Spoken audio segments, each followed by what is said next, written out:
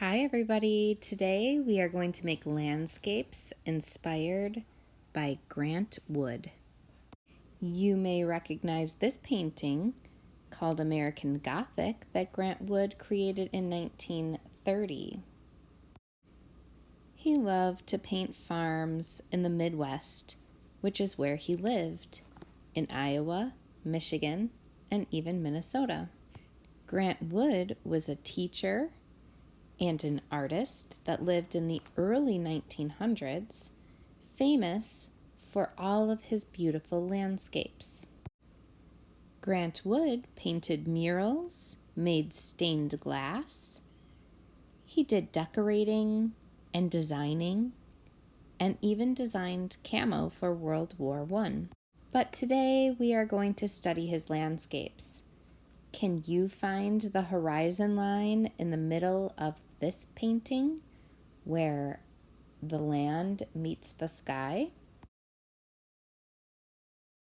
What kind of lines do you recognize in this example? Can you find any patterns in the land here? This artist showed all sorts of different textures growing in the farm fields. And look at all the different details that this artist added into their work. To make your own, you will need a thick piece of white paper, crayons, a pencil, a cup of water, and your paint set. Let's start on a piece of thick paper because we'll be adding some watercolor paint. But if you only have thin paper, that's okay. That will work too. Start by drawing a horizon line somewhere in the middle of your paper. You want it to go from the left side all the way over to the right side. It can be wavy with hills or even straight for flat farmland. Next, add a semicircle on top of this line for a setting sun or a rising sun. You can also draw a circle in the air for a full sun. Next, I added some rays of sunlight coming out from the semicircle, but you can also add a rainbow, clouds, however you want to design your sky. Now I am adding a house to look like a farmhouse on top of the horizon line, but you can also add animals, you could add trees, a fence, people, whatever you would like to your horizon line to add little details to it. I'm doing the trees in the style of Grant Wood, like I saw in his work, but you could also do a different style of tree or a different type of tree, such as an evergreen, which is a triangle on top of a rectangle. Next, add some straight lines to your land to make it look like different sections of a farm field. You could use straight lines, you could do a big letter X, or lines going in any direction. Next, take different color crayons and trace over all of the lines that you've drawn. When you trace over the line, you're going to stay right on the line with your crayons. I'm using a brown and a green for the land. Next, I traced over the house using a red and the silo and roof using brown.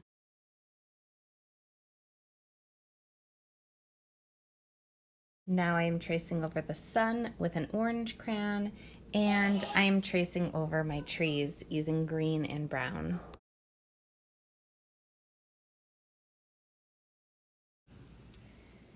The crayon is good for outlining your lines because it won't get washed away when we add the paint next.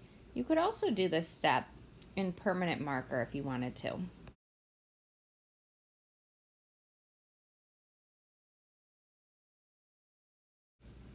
And here's how it looked once all of my lines were traced. Next, we are going to fill in the patterns in each area of the farm field. Think of each section as one kind of crop being grown there, and stick with one pattern throughout. For my first section, I used curly lines all across the entire section using my light green crayon. For each section, you're going to want to switch to a different color crayon, and you're going to want to switch to a different type of pattern. Next, I used a dark green crayon and a zigzag line to fill in my next section. I thought that this looked sort of like lettuce growing. Now I added a pattern of a dotted line going in between my zigzag lines. I thought this looked like seeds being planted.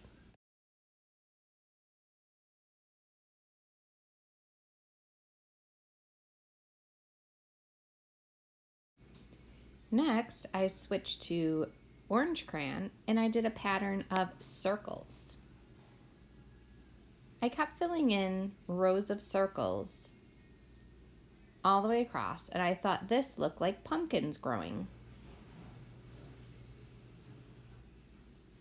Now I switched to green and added a dotted line in between my circles.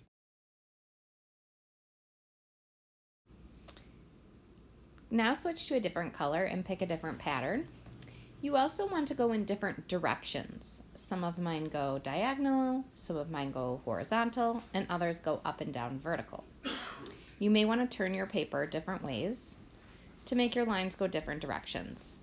So for this one, I did a cloud line going horizontally. You may want to try a crisscross pattern next. You can draw straight lines going in one direction across the section, then turn your paper and do straight lines going in a different direction. This gives you a crisscross pattern.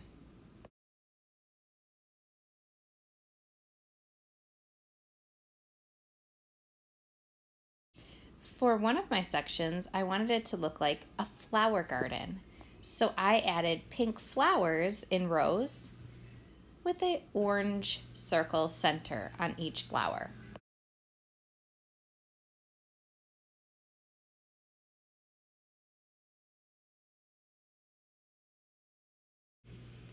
By filling in different patterns in each section, we make each one look like it has a different texture. Texture is the way something feels. Your farm field should look like you could reach out and touch them.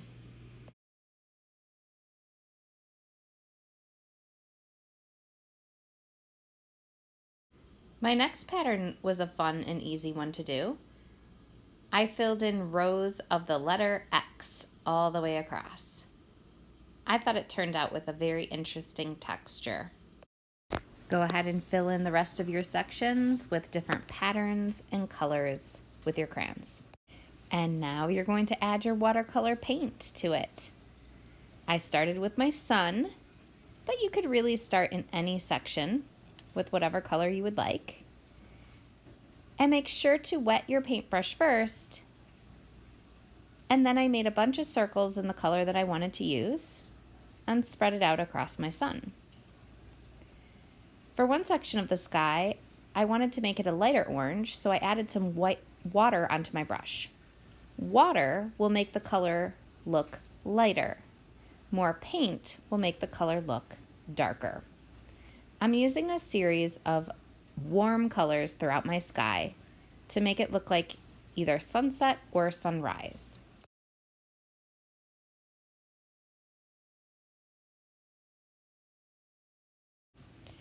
Depending on what time of day you want it to be, you could make a blue sky, you could make a rainbow sky after the rainfall has come through, or even use dark colors for a night sky.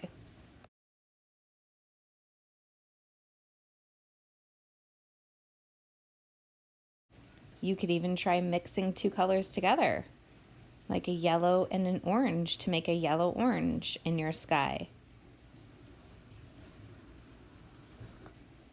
Just don't forget to wash off your paintbrush and your water after you're done using each color. Now I'm going to paint each farm field a different color. I started with brown to make it look like dirt in one of my sections, and I filled it in with a light watery brown. Next, I filled in my next section using a light green. I used a lot of water with the green to make it lighter. Notice you can paint right over the crayon and it won't wash away because it's made out of wax.